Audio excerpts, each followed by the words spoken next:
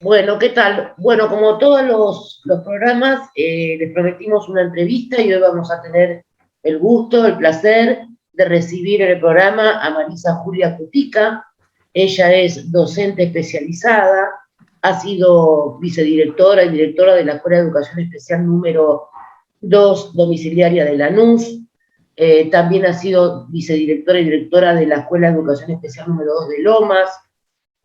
Ha sido vicedirectora de formación laboral número 1 de Lanús, tiene maestrías, diplomaturas, nos va a estar contando un poco de todo eso. La verdad que tiene un conocimiento tremendo sobre la educación especial y nos pareció absolutamente interesante poder hablar con ella y aprender cómo hacemos todos los días que les damos estas entrevistas. Así que bienvenida Marisa, muchísimas gracias por tu Bueno, tiempo. gracias.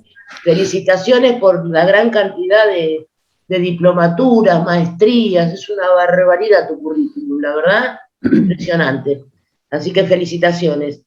Y bueno, nada, queríamos que nos cuentes un poco en realidad, desde tu perspectiva y tu experiencia, cómo ves la educación especial en general. ¿Cómo lo ves? ¿Qué opinas de toda esta educación? ¿Qué cosas por ahí modificarías o agregarías?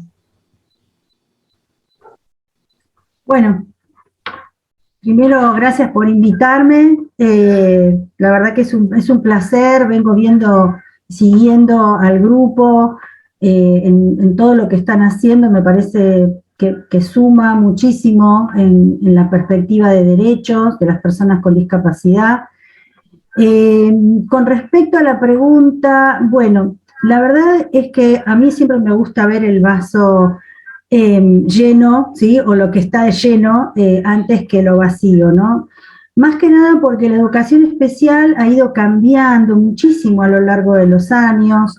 La verdad es que dentro del sistema educativo, la educación especial es la que siempre ha estado en la vanguardia de los cambios.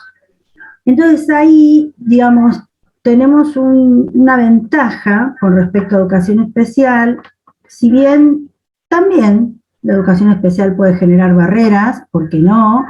Porque hemos estado pasando por muchos paradigmas donde a veces era la misma educación especial, un poco por el paradigma también, ¿no? Donde se producían más limitaciones que habilitaciones para las personas con discapacidad, pero hoy realmente dentro del sistema educativo quienes más están conectados con la inclusión, quienes están llevando adelante de la manera en que se puede, ¿no? La inclusión de personas con discapacidad es la educación especial. Y lo digo habiendo formado parte de la modalidad, ¿no es cierto?, en distintos cargos, fui maestra, o sea que he vivido la discapacidad y he vivido las problemáticas que muchas veces se presentan dentro de las aulas, o sea, pensando un poco en cómo el aula, no solo de educación especial, sino de inclusión en general, tendría que alojar. Cuando uno dice alojar, dice hacer lugar, ¿no? Dice aprender y participar, y aprender con todos, ¿no? Entonces, creo que hoy educación especial está muy bien en ese sentido. No ha estado tan bien en otras épocas, quizás por los atravesamientos propios del paradigma, de un paradigma médico, rehabilitador, psicométrico, en el caso de la discapacidad intelectual, por ejemplo, pero la verdad es que hoy estamos mejor posicionados y estamos llevando a las aulas de las escuelas de nivel, de los distintos niveles, incluso en el nivel superior, estamos tratando de justamente llevar esta perspectiva de derechos, de justicia curricular, ¿no? Todo lo que implica hoy la inclusión, que además no es un problema solo de las personas con discapacidad. Hoy el paradigma de la inclusión es del sistema educativo, es de la educación en general y de la sociedad en su conjunto, por supuesto, ¿no? Claro, Esto es lo que digo, cuando vos te referís a inclusión en general, te estás refiriendo, calculo yo, no solo a la inclusión que tiene que ver, como vos decías, con las personas con discapacidad, sino también estamos hablando de colectivo LGTB, niñes por ahí víctimas de violencia, ¿no? Entonces, o sea, toda esa gama de minorías a veces, o de sectores que a veces están invisibilizados, ¿no? Y que la educación tanto hace. La verdad que a mí me parece que el área de educación es fundamental para cualquier país, para cualquier estado. A mí inclusive me está preocupando hoy en día el tema de, bueno, vos sabrás el porcentaje de niñes que están pasando hambre, y la verdad que eso me preocupa, ¿viste? Porque son los niños de mañana, o sea, son los hombres y las mujeres de mañana. Y todos sabemos que sin una buena alimentación, bueno, obviamente los niños van a estar desvinculados de la escuela, y si lo están, por ahí esta capacidad intelectual que le podría dar una buena alimentación y una vida saludable, por ahí no va a tener esa posibilidad, ¿no? Sí, en realidad, bueno, hay investigaciones que dicen justamente, ¿no?, que la pobreza genera discapacidad y la discapacidad pobreza, ¿no? O sea, ahí hay un peligro, ¿sí?, inminente, porque el avance de la pobreza y de la desigualdad, bueno, genera justamente un desafío para la educación, que durante mucho tiempo viene dando respuesta a esto, ¿no? Uno a veces ve, yo siempre prefería trabajar en escuelas no céntricas, ¿no? Elegía las escuelas de zonas justamente desfavorecidas, teniendo la posibilidad de trabajar en escuelas con otros recursos incluso, ¿no? Porque me parecía que era el lugar ideal para aprender. Y uno veía lo que la escuela hacía, ¿no? Lo que hacíamos los docentes, yo fui maestra de primaria también, y lo que hacíamos los docentes justamente para, de alguna manera, equiparar, ¿no? De alguna forma hacer que los chicos llegaran, al igual que otros chicos, a los contenidos, al aprendizaje, a la participación, ¿no? Porque hoy también tenemos que pensar no solo en el aprendizaje, sino en la participación social de todos los chicos, no solamente de los chicos con discapacidad. Por eso que me parece que el paradigma de la inclusión, hoy, al cual están, digamos, estamos todos convocados, implica estos desafíos.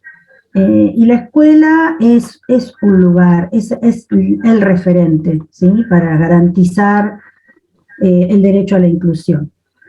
Una escuela que históricamente ha tenido formatos, ¿no?, que no siempre han garantizado la igualdad de derechos, ¿no? Pero creo que ahora la escuela se encuentra, ya nadie puede decir, no, bueno, yo no sé, yo no puedo, no, la inclusión es algo que, bueno, sí, soy inclusivo, entonces vamos a anotar a algunos chicos, ¿no?, que tengan tales o cuales dificultades, hoy ya no se puede decir eso, ¿no? Las leyes son claras, las normativas deberían tener un correlato en la práctica. El tema es que, bueno, estamos tratando justamente de que la intención de la ley, del currículum, de las normativas, pase a ser una práctica efectiva, ¿no? Qué bueno. Y contanos, Marisa, en este sentido, con tu recontra experiencia que tenés. Digo, porque yo lo que noto, tengo una hija con discapacidad intelectual, con síndrome de Down, que hoy tiene 23 años, y ha recorrido, ¿no?, todo un camino en el sistema educativo, y noto grandísima diferencia. Esto que vos decís, la realidad es que el docente no se limita a la docencia hoy. Me parece que el docente se ocupa, se interesa y se compromete con lo que le pasa al pibe, con el problema que tiene una mamá que está pasando por una grave enfermedad, cómo podemos ayudar. De hecho, puedo comentar que en el centro de día donde va Cami, durante toda la pandemia, estuvieron entregando bolsones de alimentos a las familias. O sea, como que la escuela, es verdad, esto que vos decís, ha ido transformándose. Eso es lo que yo pude ver desde el lugar de mamá, ¿no? Este inmenso compromiso que tienen, están atentos a cualquier cambio. Qué raro, qué le pasó a fulanita hace 2 días que no viene, la llamamos, hablamos con los papás, qué pasó. Eso antes me parece que no ocurría. Ujú. Bueno, porque además la educación es obligatoria, ¿no? Digo, yo siempre hablando desde el ámbito educativo, ¿no? Si bien conozco las posibilidades que tienen las personas con discapacidad al culminar, ¿no? En las trayectorias educativas y pasar a, si se puede, a la esfera laboral o ser incluidos en algunos organismos, ¿no? Donde justamente se pueda garantizar el derecho a seguir aprendiendo, a trabajar, ¿sí? Pero bueno, lo mío está más centrado en lo educativo y, y bueno, creo que sí, que la escuela empezó como a dar una respuesta. De todas formas, Mariana, yo lo que creo es que a partir de cómo se empieza a generar la pobreza estructural en este país, ¿no? Desde cuándo arranca, la escuela ahí inmediatamente tomó, y acá hablo de cualquier escuela, ¿sí? El sistema, digamos que asumió ese desafío, ¿no? O por lo menos yo lo vi desde mi experiencia porque, repito, o sea, me gustaba estar en escuelas de alta vulnerabilidad social, eh, porque entendía que ese era el lugar donde tenía que estar. Y como yo, había un montón de gente haciendo ese trabajo, ¿no? Entonces, dándole de comer a los chicos un sábado, cuando sabíamos que los chicos no comían en las grandes crisis de este país. La escuela de alguna u otra manera siempre estuvo dando respuesta. Ay, bueno, perdimos a Marisa. Sí, Eli. Se tildó. Ahora tiene que... Sí. Mari, ¿se hace conexión? Sí. Ahí estamos, ahí estamos. Ahí volvió.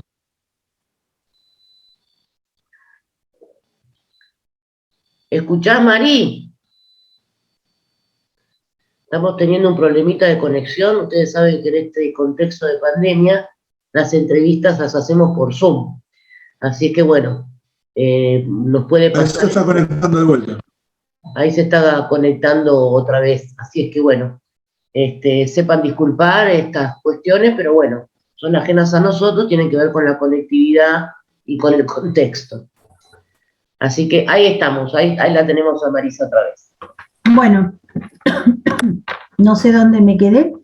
No, estaba contando en el papel de la escuela en las grandes crisis, como que vos considerás que siempre estuvo ahí presente, digamos. La escuela siempre estuvo, ¿sí? Ahora creo que a partir de la obligatoriedad de educación hasta el nivel secundario, a partir de la ley 26.206 a nivel nacional, 13.688 acá en la provincia de Buenos Aires, creo que ahí sí la escuela empieza a entender, y si no, digamos, lo tiene que hacer porque la educación es obligatoria y entonces uno ya no puede decir, bueno, se fue, ya está, no está, ¿no? El alumno tiene el derecho a estar en la escuela y a terminar la escuela y también la obligación, ¿no? O sea, en el sentido de que las escuelas empiezan a hacerse cargo de estudiantes a los que históricamente, si podía, quizás los dejaba que se fueran, ¿no? Entonces, por eso hoy, esto es parte de la inclusión.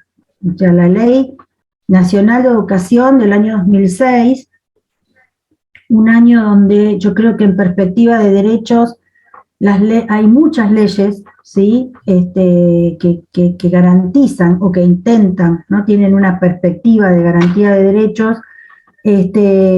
Bueno, la escuela tiene que hacerse cargo. Tal cual. Eli, no es una cuestión de... Mariana, disculpa, no es una cuestión de voluntad, esto quiero decir, ¿no? De buena voluntad. Es una cuestión de que tiene que hacerse cargo. Tal cual. Sí. Eli, vos querías hacerle una pregunta a Marisa. Sí. Hola, Marisa. Hola, ¿cómo estás? Bueno, mi pregunta es la siguiente. Vos, como educadora especial, ¿cómo viste el sistema educativo, especialmente del ámbito de educación especial, atravesado por la pandemia? ¿Cuáles son las principales problemáticas que tuvieron que enfrentar en esta pandemia? Bueno, es una pregunta fuerte para la educación especial, para nosotros que trabajamos en educación especial, porque los chicos, la mayoría, no han tenido dispositivos y conectividad como para poder garantizar la continuidad de los aprendizajes en sus trayectorias educativas. Entonces, ahí ves, vuelvo a la pregunta de Mariana, de cómo la escuela, ¿sí?, ha buscado todas las formas posibles para no perder el nexo, el lazo con los chicos, ¿sí? Y entonces, bueno, se la fueron ingeniando, ¿no? Por ejemplo, para enseñar, creaban videos distintos, los de recursos TIC, bueno, a través de llamadas de WhatsApp, o sea, o incluso en el primer año no tanto, pero después ya empezaron a salir a las casas, ¿sí?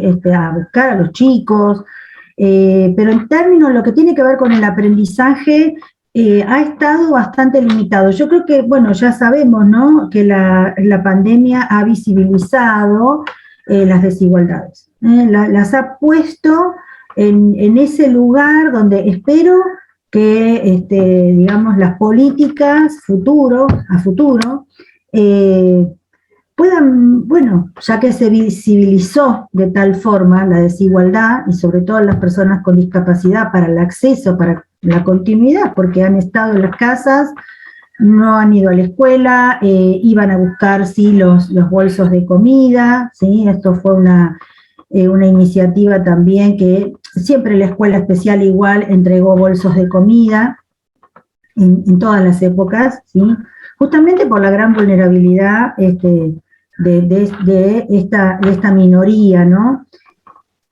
Pero la escuela ahí me parece que respondió buscando todas las estrategias posibles. Y hoy por hoy lo siguen haciendo porque han vuelto menos estudiantes a las escuelas especiales. Claro, esto Entonces, pasó. Claro, es verdad esto que vos decís.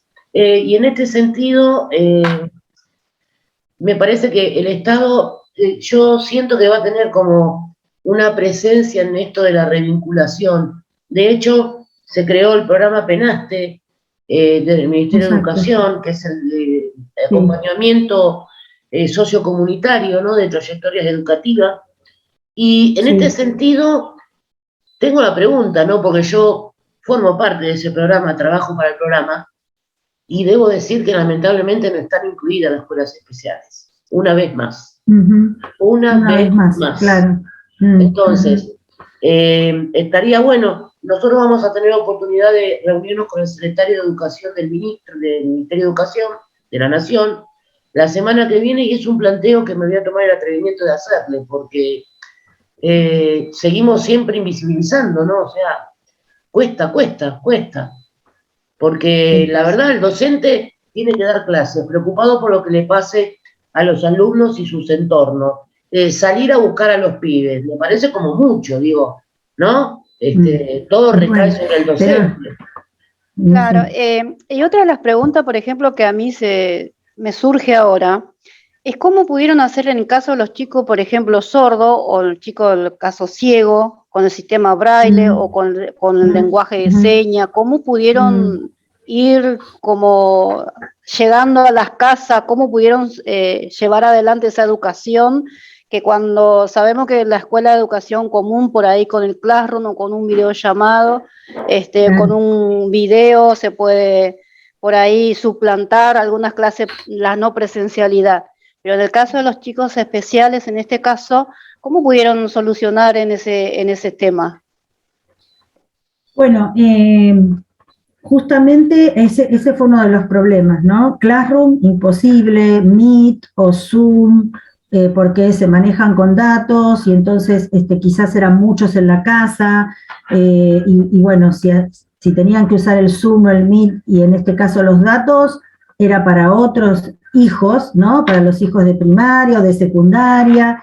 Y esto es un problema eterno, que nosotros lo vivíamos mucho en la escuela especial, que es que a veces los papás, y bueno, tienen que repartir recursos de todo tipo, por ejemplo el tiempo también es un recurso, y a veces por ahí llevaban a los nenes, a sus hijos de la escuela primaria, porque entraban a las 8 y como especial entra a las 8:30, entonces quizás llegaban a las 9, ¿no? Y entonces nosotros ahí, la escuela especial siempre flexibilizando, ¿no? Y tratando de entender, porque nosotros no podemos ser rígidos como es la escuela primaria. Entonces, en función de esta flexibilidad es que también las escuelas se fueron adaptando a utilizar los recursos que se podían. Por ejemplo, la llamada de WhatsApp, como te decía. Con respecto a las discapacidades sensoriales, como es sordos, ciegos, justamente, bueno, yo soy profesora de práctica en profesorados de provincia, de Ciudad de Buenos Aires, entonces transito mucho en las escuelas y sus experiencias, sobre todo ahora en pandemia, acompañando a mis estudiantes de profesorado. Y el otro día escuchaba en una escuela de discapacidad visual, donde la directora nos contaba que en un principio los docentes mismos de la escuela especial de discapacidad visual decían: nosotros no vamos a poder enseñar ni por Zoom, ni por Meet, ni de ninguna manera que no sea presencial, ¿no? O sea, fíjense ahí cómo, bueno, el desconocimiento puede ser, pero también la visión de un directivo diciendo: busquemos la forma, ¿no? Somos un equipo de trabajo, tenemos que llegar. La gestión de una escuela es muy importante en ese sentido, ¿no? Para generar barreras o para habilitar. Entonces, bueno, empezaron a pensar juntos, y acá está la importancia del trabajo colaborativo, ¿no? De empezar a asumir desafíos, y terminaron enseñando a través del Zoom a personas ciegas, utilizando, hoy nosotros tenemos un recurso muy importante que es el diseño universal de aprendizaje, ¿sí? Que digamos, la convención justamente hace alusión a la cuestión de los diseños universales, no solamente para educación, ¿sí? Pero entonces, en lo que tiene que ver con educación, tenemos este diseño universal que nos provee de diferentes recursos para la enseñanza. Lo que pasa es que, claro, es un desafío a la enseñanza tradicional, de la cual la escuela especial tampoco es que se separó y se distinguió, digamos. Entonces, la escuela especial, ¿sí?, es la que también tiene que llevar ahí, hacer, digamos, punta, si se quiere, en lo que tiene que ver con esto de los diseños universales.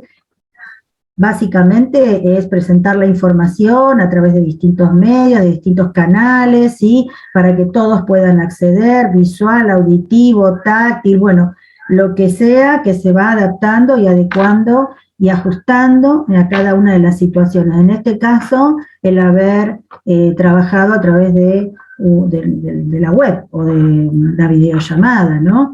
Entonces, mediada por pantallas, la educación tuvo grandes desafíos, digamos, ¿no? Y lo lograron. Esta escuela explicaba cómo habían hecho, y bueno, en el caso de la discapacidad auditiva, quizás es un poco más fácil porque estaban los intérpretes.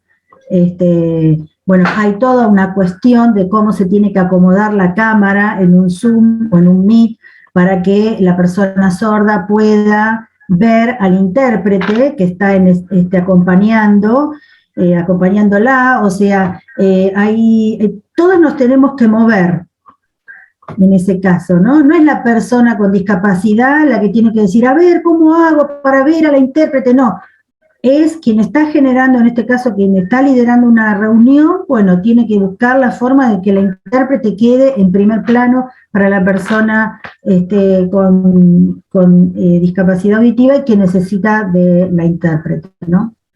Ajuste. Otra pregunta, Marisa, mirá lo que es una taradez lo que voy a preguntar, porque seguramente la respuesta es no, pero digo, ¿no? Porque nosotros siempre, como bregamos siempre por el tema de la discapacidad y lo que vemos en las diferentes áreas, es esto, vuelvo a repetirlo, de la invisibilización, ¿no? Y digo, por ejemplo, el plan Conectar Igualdad no incluye a los alumnos de escuelas especiales. Sí, fuimos los primeros que recibimos. Bueno, perdón por la ignorancia, pero...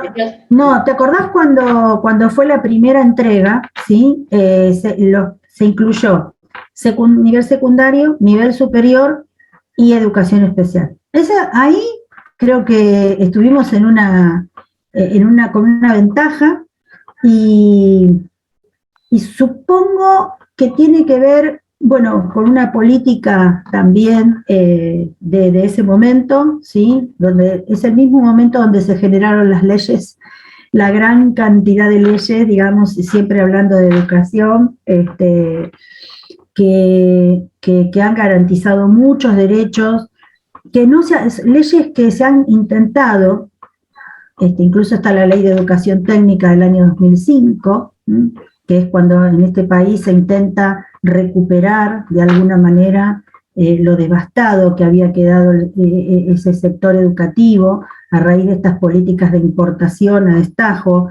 Entonces ya, ¿para qué formar técnicos, no?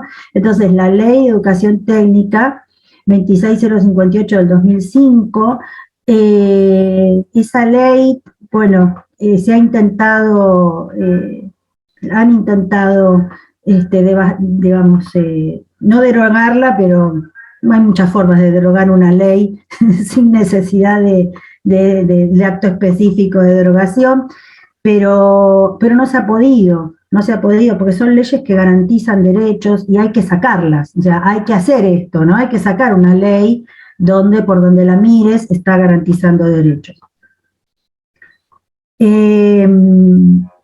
Entonces, me parece que, espera, la pregunta era, que se me fue. Me quedé con el tema de las leyes. ¿Te acordás que la pregunta de conectar igualdad? Bueno, entonces, en ese marco, ¿no? En ese marco de políticas educativas, creo que la educación especial entra porque se empieza a entender que los chicos con discapacidad se benefician en el aprendizaje a través del uso de las TIC. Entonces, también fue una sorpresa para mí, pero grata. En el año 2011 recibimos, las primeras computadoras. Realmente fue una experiencia que yo en mi carrera nunca había tenido, ver la cara de los chicos recibiendo las computadoras, accediendo a recursos materiales que quizás otros chicos no. Por ejemplo, la educación primaria quedó para la segunda parte del plan. El plan Conectar Igualdad es un plan que no es solamente de la Argentina, sino que muchos países, mejor dicho, de Latinoamérica replicaron este plan dentro de lo que es los planes y programas. Y es una lástima que, justamente cuando más se necesitaba, como fue en el momento de la pandemia, el programa Conectar Igualdad había quedado devastado, ¿no? Desmantelado en todas sus instancias, porque además era un programa, ¿sí?, que contemplaba muchas instancias, ¿no? Era un programa muy bien pensado, que no era solamente provisión de recursos, sino que también incluía capacitación para docentes, incluía investigación, de modo tal que había cuerpos de investigadores dedicados a monitorear y a observar, ¿sí?, cómo se iba desarrollando el programa. Entonces, ha sido una pena ver cómo se desmanteló. Un programa que ha tenido sus fallas, por supuesto, en el momento de la implementación, ¿sí? Porque, quizás este es un país que necesita, además de la provisión de recursos, necesita mucho de la regulación en la distribución de recursos. Entonces, esa regulación ahí estuvo un poco, floja, y pasaron cosas. Pero como programa de política educativa fue increíble. Y festejamos que la educación especial haya formado parte en primer término. Qué bueno, qué bueno. Marisa, mira, estamos terminando y te voy a hacer una propuesta. A ver, si estuviera dentro de tus posibilidades, darle una vuelta de rosca a esta educación especial o agregar algo que a vos te parece que sería bien constructivo, interesante, ¿qué es lo que harías?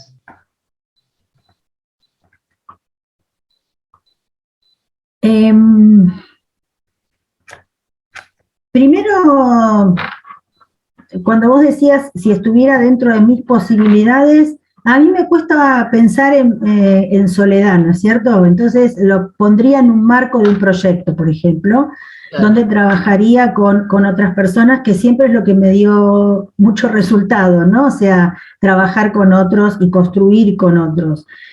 Y el proyecto sería, bueno, según, ¿no?, el espacio que tendría para pensar el proyecto, ¿no?, hacia quiénes estaría dirigido. Pero si pienso en la educación especial en general, yo creo que hoy la educación especial tiene que trabajar, o sea, el proyecto estaría destinado a pensar juntos con las escuelas de los distintos niveles del sistema educativo, cómo hacemos para que la inclusión deje de ser una intención de leyes, de normas, de normativas. Una es lo que tiene que ver con la enseñanza. Me parece que la enseñanza divide ahí las aguas en términos de habilitar posibilidades de aprendizaje o de limitarlas. Por eso la escuela, digo, con esta cuestión del diseño universal, me parece que es diseño universal, lo que pasa que es del exterior, entonces a veces uno dice, bueno, no se pueden aplicar. La verdad que en educación los docentes estamos acostumbrados a usar lo que nos sirve, ¿no? Y creo que hoy el diseño universal es una de las herramientas. Después hay muchos autores, muchos pedagogos que a nivel nacional han también generado, tienen propuestas, como por ejemplo la enseñanza las estrategias de enseñanza diversificadas, que es lo mismo que el diseño universal. Yo trabajaría fuertemente en la enseñanza. Empezaría por ahí. Por cómo enseñamos para que todos, no solo los chicos con discapacidad, puedan aprender y participar, que es otro de las grandes deudas que nos dejó el sistema educativo, sobre todo para las personas con discapacidad, el tema de la participación. Vos, Mariana, lo estuviste diciendo de una u otra manera a lo largo de esta entrevista, ¿no? Bueno, mira, esto se pasa volando siempre, es un problema el tiempo. Mira, Marisa, antes de despedirte, porque ya se nos termina el tiempo, ¿había alguna posibilidad de que vos puedas facilitar alguna manera de contactarte, un Facebook o alguna cuenta de Instagram para las personas que por ahí te podrían hacer algún tipo de consulta? Sí, por Instagram puede ser. ¿Cuál es tu cuenta? Me fijo, te la paso. Seguramente lleva tu nombre. Vos, Eli. Sí. Claro, debe ser tu nombre, la cuenta. Marisa Putica. Seguro. Bueno. Sí. Bueno, porque la tengo siempre hay gente que después queda pensándose después del programa, reflexionando, y le quedan por ahí preguntas en el tintero que estaría bueno. La verdad es que para nosotros fue un honor tenerte como entrevistada. Es impresionante el conocimiento que tenés sobre educación especial, impresionante la trayectoria, la cantidad de diplomaturas y de maestrías. La verdad es que sinceramente admirable todo lo que hiciste como docente en principio y después con todos los cargos que fuiste ocupando. La verdad que fue un placer para nosotros tenerte en el programa. Te queremos agradecer infinitamente por tu tiempo y te comprometemos a otro programa para seguir conversando por ahí de temas más específicos en relación a la educación. Me parece que estaría bueno. Bien. Bueno, muchísimas gracias por invitarme. Después paso la cuenta. Porque Dale, no hay problema, la pasamos en la radio. No la pasan ustedes. Bueno, muchas gracias, Mariana, gracias a vos, Elizabeth, Marisa. gracias. Muchísimas Un gracias. abrazo. Chao, hasta luego.